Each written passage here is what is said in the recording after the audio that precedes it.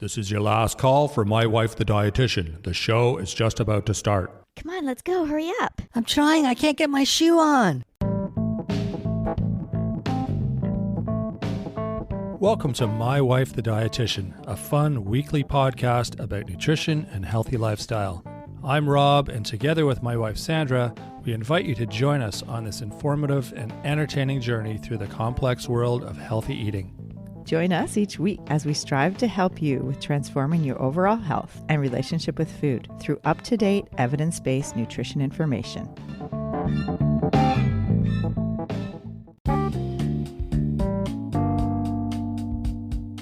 On today's show, we're talking with Amy Staheli from Raising Healthy Families.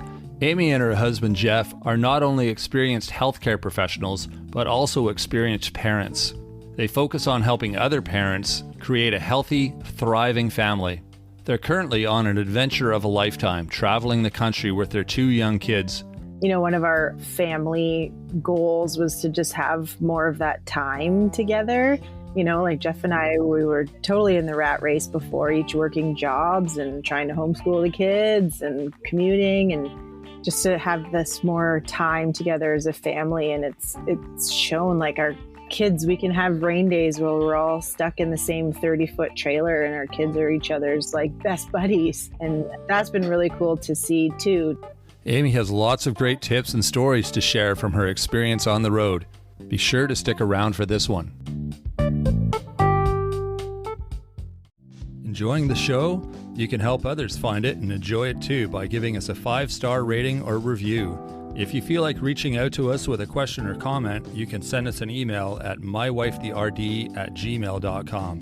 And don't forget to visit our website at mywifethedietitian.com, as well as our social media pages. We're on Facebook, Instagram, and YouTube. Enjoy the show. Welcome to My Wife the Dietitian. Hello, Sandra. Hello, Rob. How are you today? I'm great. We get to speak with Amy Staheli from Amy and Jeff Raising Healthy Families. And we're talking all about raising healthy families. Yeah. And dealing with, mealtime struggles, battles around the dinner table and picky eating strategies, and just how to have a distraction-free meal that's dedicated to eating together more often through the week. Yeah, Amy and Jeff are on a cool mission right now too. They're basically traveling around the country in an RV with their two young children, which is challenging in its own right, but also super fun. And yeah, Amy shares some of that adventure with us and just some tips based on that experience and how beneficial it is for the kids and the family and just family time together. And yeah, she's got some great ideas. So yeah, it's a fun one just to hear all about their adventures and just an unconventional way of raising kids, homeschooling and taking them on the road and going from place to place in, kind of 2 to 3 week spans, and just learning about nature and our world and different cities. And it's just such an interesting education for the kids. Yeah. So stay tuned. This is a really fun episode. There's lots of great tips here. We're all exposed to families and children, so really it's for everyone. So stay with us. We'll be right back with Amy.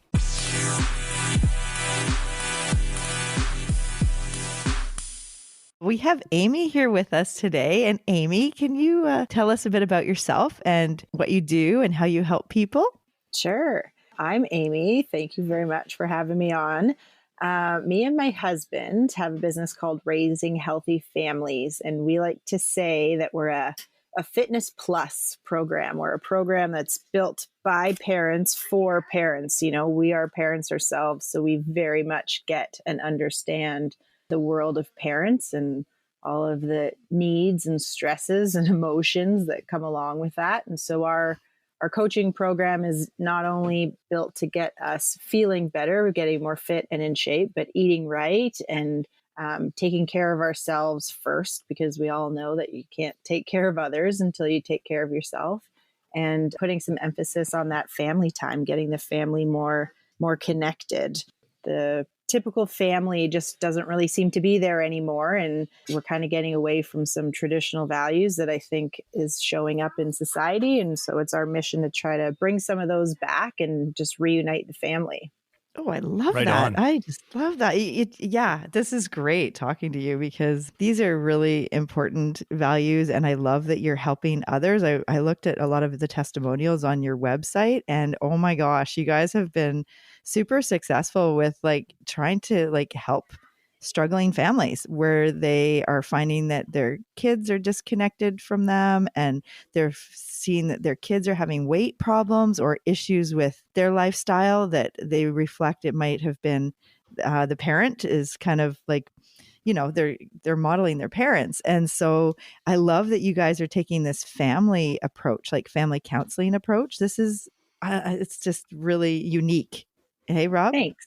It is, yeah. There's so many people nowadays. Life is busy, and everyone's kind of chasing their own dreams and following their own schedules and their own activities. And it's family tends to take a back seat sometimes because we're so focused on ourselves. So it's nice to sort of shift the perspective onto family first. For sure. Yeah. And actually, that's one of my first questions is, so life is so busy and it's difficult to eat meals together, like if you're like driving kids to soccer or, you work late, you have a meeting that's late or whatever. And in this day and age and always, like, why is it so important to eat together? I mean, this is like the message we keep hearing, but why? Like, is there a reason? Mm-hmm. There is. And you're right. Like life happens, sometimes it doesn't happen, but we find the mentality in parents these days is to not prioritize it. It has almost become like a lost art. So it just doesn't really seem to be that epicenter of families anymore. And when you look up the stats, there's only 29% of families in the US, 29% of families in the US actually make it a point to have a family meal together. And I would, quickly rewind 50, 60 years ago, and I would say that number would be significantly higher. Oh, yeah, for sure. For sure. And so, there are plenty of reports coming out these days that show that kids who eat with their families are getting higher grades. They have lower rates of mental health problems because sitting around that table or the island, just eating together allows for opportunities for that bonding, that communication. We preach that family mealtime needs to be distraction free, like sitting there with everyone on their phones. Well, that's not family mealtime. Family mealtime is distraction free time. No TVs on in the background, no phones at the table, just sitting there for 15, 20 minutes and everybody communicating about their day, sharing about their times. Like there's plenty of research gone into that's when teenagers just open up. It's a moment of silence where they just sort of say, rather than parents prompting them, like, how was school? How was this? And just getting those sort of one-word answers. Right. This is presenting an environment where they just sort of let that information out willingly. And it also is family meal times allow us as parents to model healthy eating habits for our kids. Like I said before, not having any distractions, letting them see us make healthy food choices. So that's inevitably helping kids with their relationship with food. Chewing, even, like it's crazy, some stats that we've been reading about how our foods are getting so ultra processed that they're soft. And so the actual muscles in our faces and jaw structure are compromised because of it, because we're literally just not chewing anymore. Yeah, because we don't need to, right? It's everything to speed everything up, right? You don't have to chew anymore, so you can finish your meal that much faster and get on to the next thing. Right. Like it's like 2 bites or 2 chews and you swallow your bite. Like it's insane. Yeah. Yeah. No wonder there's so many, like I work with clients all the time with heartburn and indigestion and like, what can I do? And I'm taking all these medications and it's like, well, just chew a bit more and like break down your food more. Cause that's where it starts, like the process of digestion starts in your mouth with the saliva and chewing. And I think, like you said, I mean, it's really important. I think the research shows too, that when kids and families eat together at a meal, they're more likely to eat vegetables and whole grains and fruits and foods that are minimally processed. So whole foods more than out of a bag or like, that ultra processed food that you're talking about that doesn't require much chewing. For sure. For sure. Yeah. Oh, that's so interesting that you brought those things up. Like just that we're actually starting to lose our muscles in our jaw just because we're not chewing our food as much. Holy, yeah. Yeah. And it's showing up in kids and their bone structure in their teeth. And lots of kids are having like almost like a sunken chin, like their chin is way back. And, when you think about health, sometimes people say you either pay for it now or you pay for it later.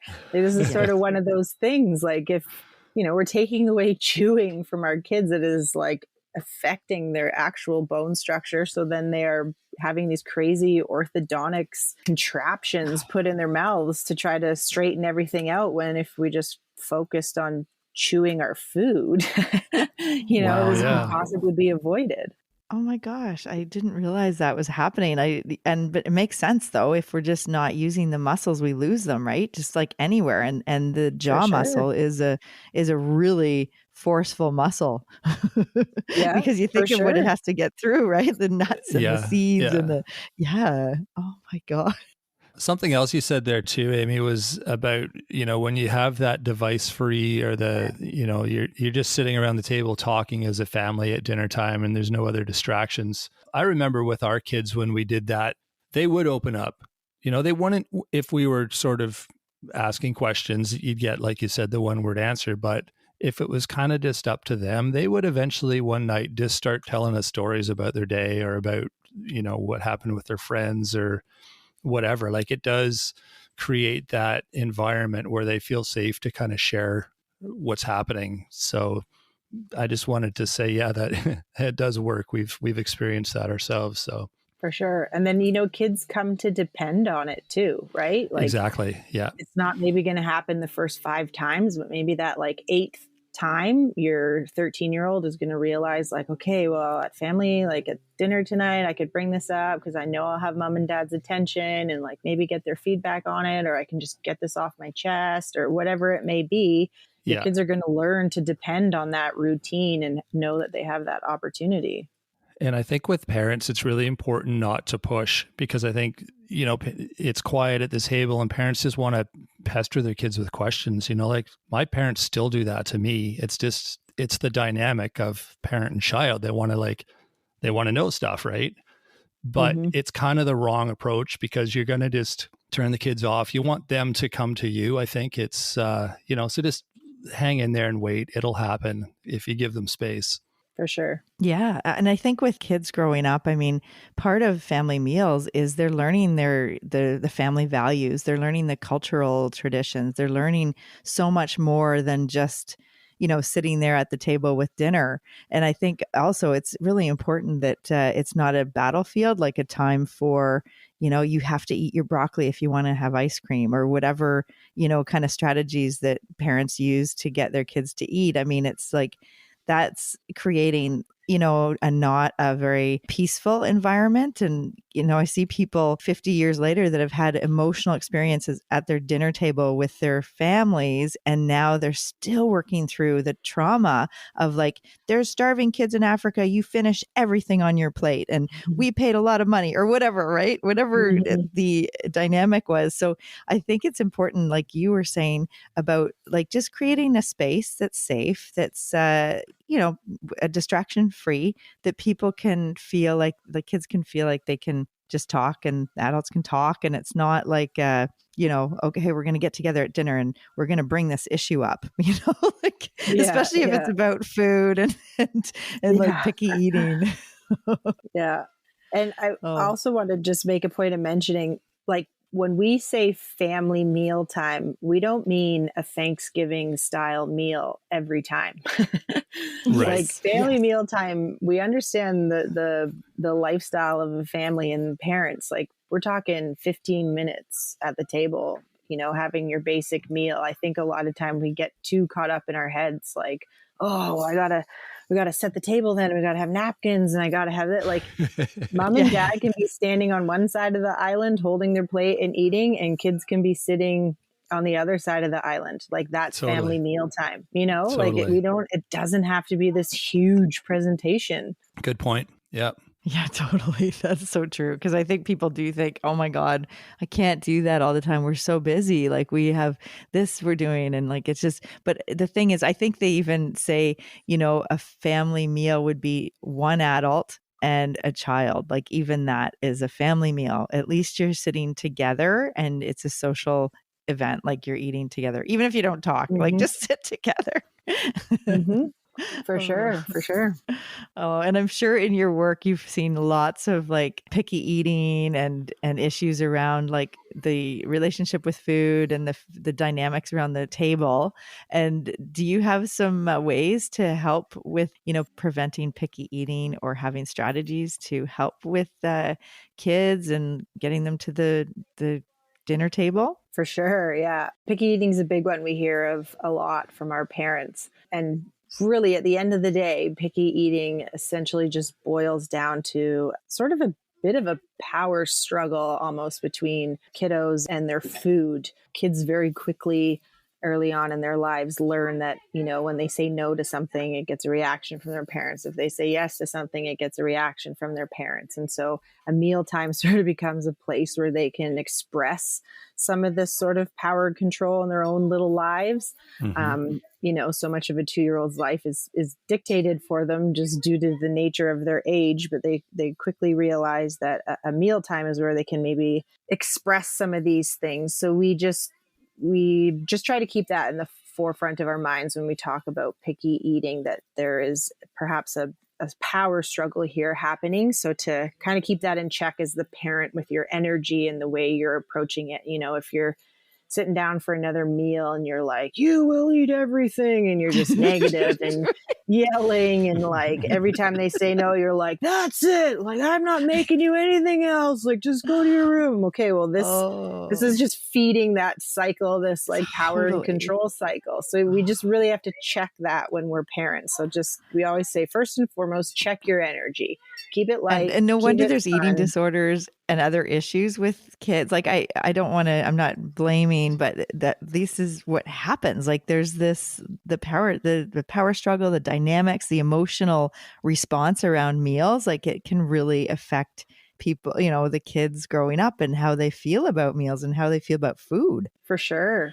And the same goes if you're feeling rushed and stressed. You're like, hurry up, we gotta go. Like, just eat this. Let's go. Well, now all of a sudden your kid feels that and they're like, what? And eating and like not quite sure. And I don't really like it, but I don't want to get yelled at again. So I'm just going to eat it, or I'm not going to eat it. And I'd rather just go hungry, like it's just this extra stress that they just don't need when it comes to a mealtime. Right, for sure. Yeah. There's so much more to it, eh? Like it's just nutrition and food and diet and relationships and eating it. There's so many layers, and it's like, it's complex, but it's really simple. Like it feels complex, but really it's just like, we just look back at like how people ate, 100 years ago. And if we could do that more often, I think it would really help, just to, I don't know. Anyways, it's just, there's so much to it. For sure.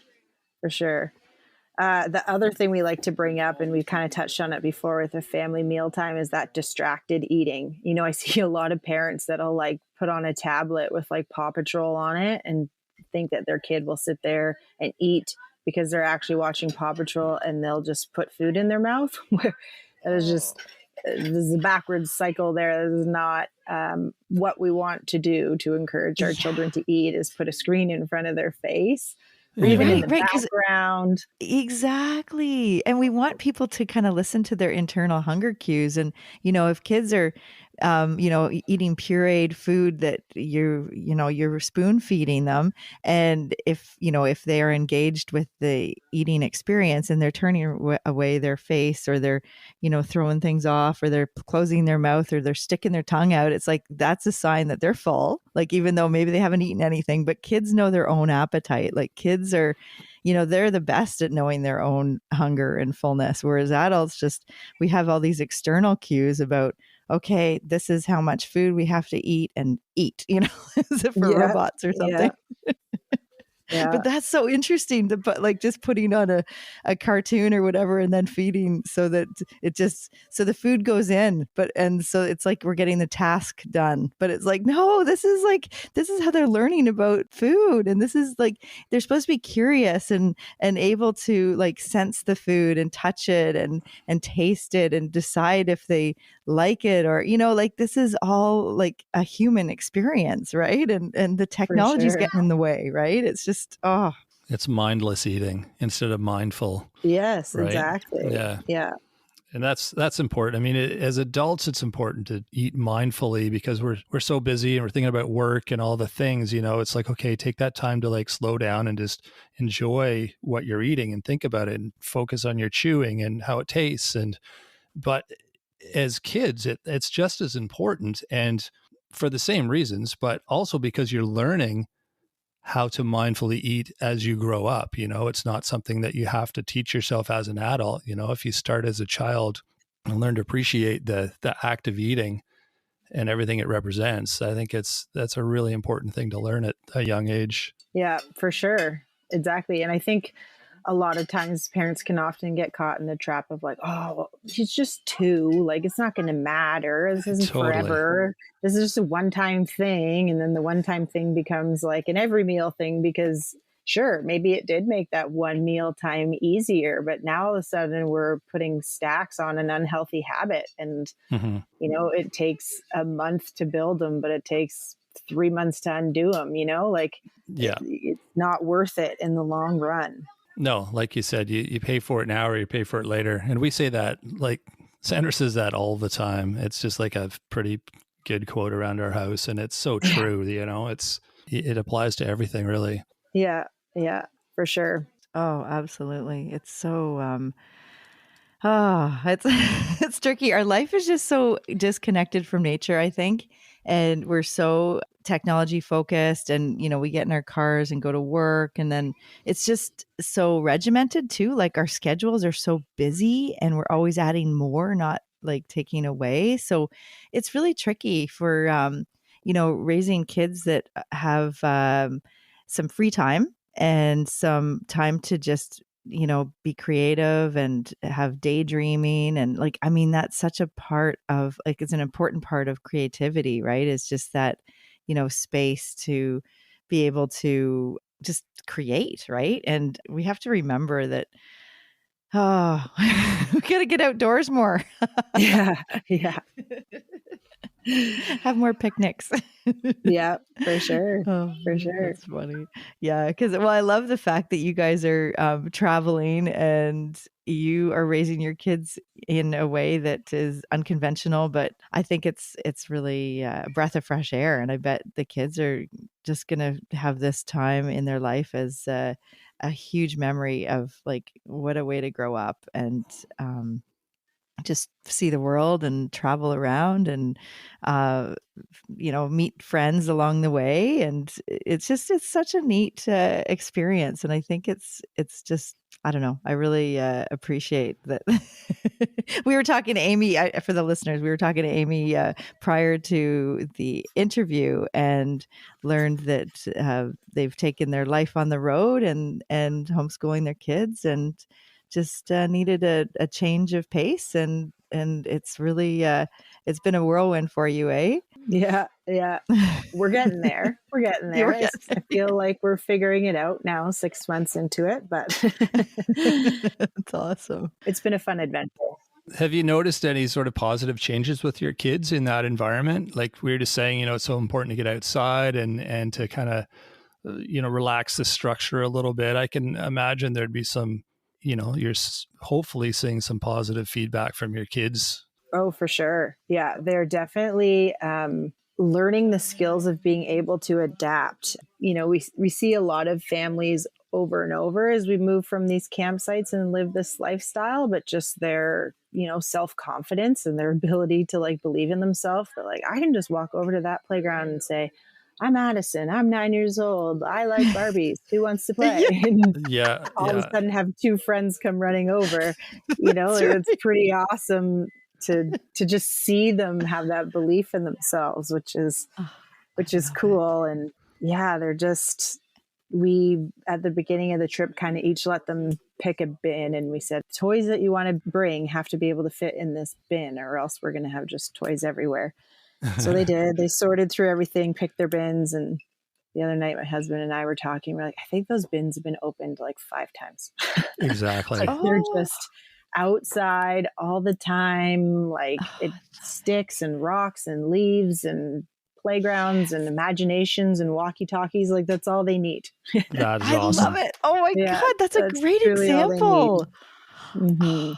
Just that they don't really need the toys. Like the toys were kind of from their other environment at home, and it's just it's so things are so new. Every day is a new day, and there's like new people to meet on the playground, and there's new experiences in the outdoors. I love it. That is so interesting. Yeah. Oh, and it's sometimes we walk by the playground if I take the dog for a walk and I see the games they're playing and I'm like, what? Like, this doesn't make any sense. But like 10 kids are fully engaged. Like, Yeah. I remember sitting in on, I think it was my son when he went to kindergarten, and I went in the first morning just to kind of, the parents were kind of included in that morning. And the teacher sat down and said, the most important thing that I want you to learn this year, and they're like, what, 5 years old. She said, the most important thing is we're going to learn how to go with the flow, because, that's how life is. It's a huge life skill. And the earlier you learn that, the better at handling life and being adaptable you'll be as you travel through life. And it's so true. It's like you were saying, like your kids this is all brand new. I mean, it's brand new for you guys as adults too, but as kids, it's a little bit more scary, I guess, because it's something different and out of the ordinary every day. But learning to trust that, to have faith and confidence in themselves that they can handle new situations. I think that's a super important skill to learn at a really young age. And obviously your kids are doing really well because of it, and they're figuring that out as they go. So that's awesome to hear. yeah, it's been cool. And one of our family goals was to just have more of that time together. Like Jeff and I, we were totally in the rat race before, each working jobs and trying to homeschool the kids and commuting. And even though we weren't in a huge city, we still had 20-minute commutes on our drives. But just to have this more time together as a family, and it's shown like our kids, we can have rain days where we're all stuck in the same 30-foot trailer and our kids are each other's like best buddies. Yeah. And that's been really cool to see too. Just, how siblings are. Sometimes it's best friends and sometimes it's worst enemies. And so we just kind of wanted to give them that extra, that extra kick to bond the relationship a bit. And it's been neat to watch that. That's amazing. Oh, yeah. Oh, it's so important. And, they're learning, they're really becoming independent and learning who they are and what they love and their relationship with their parents and their sibling. And I just think this is so good. I think it's so good for their confidence and their self-esteem, and also just resiliency, like to know that, oh, okay, like, there's going to be little disappointments every day or whatever, but you learn how to build back after that, and you develop grit. And I think this is really cool. I think what a good way to raise the kids and have an adventure along the way and see the world and new things. I think this is so awesome. It's been fun. I have a question, and it's kind of like, I don't know, I guess, well, like when you're going to a family potluck, or say just going to a potluck with people you've met or whatever, what dish would you bring to share? I actually asked Jeff this because we've been to a few in the trailer. This is a very popular family campsite activity, is to like meet your people and then have potlucks. And it's interesting because everybody lives in a trailer. So it's not like we have these fancy kitchens to like create whatever. So the thing that we've mastered is this shrimp fried rice. Ooh, so yum. we make our rice with bone broth instead of water. And then we're able to add like our eggs, our shrimp. We do those Bragg's liquid aminos. and some salt, garlic. We do a grass-fed butter. We obviously have some rice there. So we kind of just sort of mix it all together. Sometimes there's carrots in there. Sometimes there's a little pepper, like whatever we have in the fridge at the time. But it's, we've brought it a few times now and it's been a hit every time. So I would have to say that that's what we would take. Nice. Rob's going to make that. I just know it. My wheels are turning. Yeah. Yeah. It's kind of like an omelet in a way. You can just like throw anything in there. Yeah, exactly. We did an interview with a friend of ours it's van life. So she's got like the Sprinter van and she lives in that. She's just by herself, but we kind of, the interview was about sort of how you cook, you know, in a small space with limited supplies and whatever, and sort of how to stay healthy. And she had some really neat ideas. It's, you know, for anyone listening that's sort of living that lifestyle, it's a good episode to listen to because there was some neat ideas that she discussed. Yeah, that would be a good one to check out because I've come to realize it's not really a spectrum when you're trailer living on how you eat. You're either really a lot of processed stuff that you just quickly throw in a microwave, or you're on the other side where it's simple, it's basic things, but it's things that you can easily do well in a trailer, and you know, you can kind of keep it fresh on that side. But yeah, it's interesting. Yeah, there's some challenges for sure, you know, space, especially with family. I mean, the fridge is only so big. You can only, you know, unless you're, you know, you got a store just down the road to restock every day, you're limited to what you can keep on hand. Mm-hmm. Yeah, but it's a fun challenge. I'm just looking for that van life. It was back like in episode last summer. 74 or something like that, I think. Yeah, I love how Rob knows the episode numbers. I got a photo memory or something, I think. That's right. That's awesome. Yeah, that was really good because she's got all these different cooking kind of appliances and utensils that are smaller and they fit in the van. And yeah, it was really interesting. Just like dry goods that she buys so that like the beans and so that's not really heavy when you're traveling. Are you guys like traveling do you go from place to place like after a couple of weeks, or how long do you stay at one place? It's about every 2 to 3 weeks that you move on. Yeah. That's about right. Mm-hmm.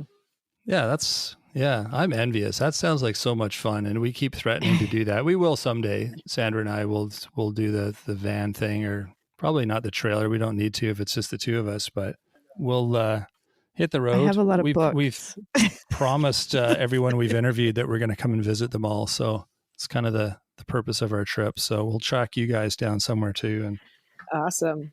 See wherever you're at. Yeah. That'd be fun. We'll save you a campsite next door. Nice. Exactly. That is so cool. Oh my goodness. Well, thank you so much for taking your time out of, being with the kids and your day. We really appreciate that you spent your time with us. And it was so interesting meeting you and talking all about how healthy families can thrive. And that's and that's where we can point people is your website, healthyfamiliesthrive.com.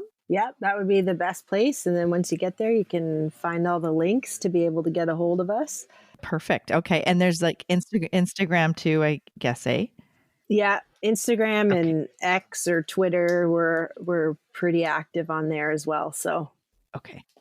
Look at you guys go. Yeah. The social media pros now, hey? Oh yeah. We're just gurus, really. And your husband he's got his master's in exercise and nutrition sciences, eh? Yeah. Yeah. And he was a chiropractor by trade. And yeah. You guys are well-rounded. So cool. That sounds like a good resource to check out. Yeah, absolutely. And you guys have done your own challenges with different like marathons and changing your health and just as your kids were little, eh? And that is so, I love to see that. Like there's a lot on your website that kind of show you the evolution of your health and your family's health and also just helping others. This is great. Yeah, thanks. We take pride in that because we truly say to our parents, like, we know what you're going through. Like those were our moments too. You know, we were skip the dishes, ordering boxes of Timbits when my daughter was 3 months old and not sleeping through the night because we felt sorry for ourselves. Like we were truly there. Like we get it. And it wasn't, we finally had these aha moments that were like, what are we doing? Like we go to work and we say one thing and then we come home and we do the exact opposite. Like this doesn't make any sense. Yes, So, totally. I hear we've you. truly walked the walk. Yeah, that's That good. is difficult to do these days. And I love that you guys are doing this. Like, you're just like, you know what? We got to change things. And that's a big decision, a big risk, but it's good. Like you're moving in the right direction, it sounds like. And I love to see what you guys have been doing. It's amazing. Thanks a lot. Awesome. All right. Any other last thoughts or questions, Rob, that you have? I didn't have any questions, but yeah, any last thoughts, Amy? Or if you're out there wondering if you should do it, you should do it. Whatever it is in life. Yeah, that's good advice. No, that's good. Right on. Awesome. All right. Well, nice talking with you. And it was a real pleasure. And thank you so much for spending your valuable time with us. No problem. Thanks again for having me. It was fun. Right on, Amy. Okay. Thank you. Well, that was awesome, eh? Yeah, it's so nice when there's someone who's dedicated themselves, as in her and her husband, to helping people deal with these kind of issues, that the families, and like she said, they've been through it. They know what's going on, and they're willing to help other people with that. So that's great to see. Yeah, it's so awesome to see like Amy and Jeff really help people with the importance of eating together and the family dynamics around mealtime to reduce the mealtime battles and emotional outbursts. And I like that she said, check your energy. If your child starts to, get into that power struggle kind of mode around mealtime, like just stay calm. And as you were saying, go with the flow and be adaptable and try not to let that emotional outburst dictate the rest of the meal. And just try to have a checkout for yourself or checkout time for the child.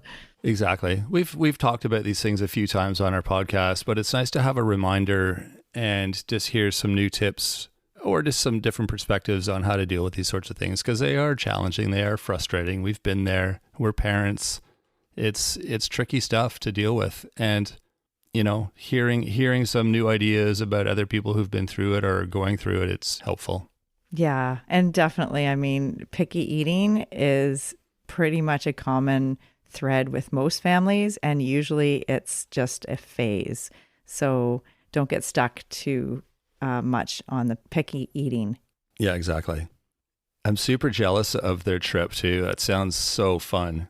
Yeah. What an unconventional way to raise kids and homeschool, and just what a great education for the kids. Like every day is a new learning experience and new friends and new places to explore. It's so awesome. It's becoming a bit more common. It's great to see, like we've run across a few families in our path that have done similar things. And it's great to see that there's people branching out from the mainstream and trying these new ways of raising kids and educating them and showing them these different experiences. And from what I've seen and heard, it's all been really positive. The results have been really, really positive. So yeah. And the connection to just, they are walking the walk and talking the talk, like what they do, like coaching other families about how to improve the family dynamics and how to improve the health of the family unit.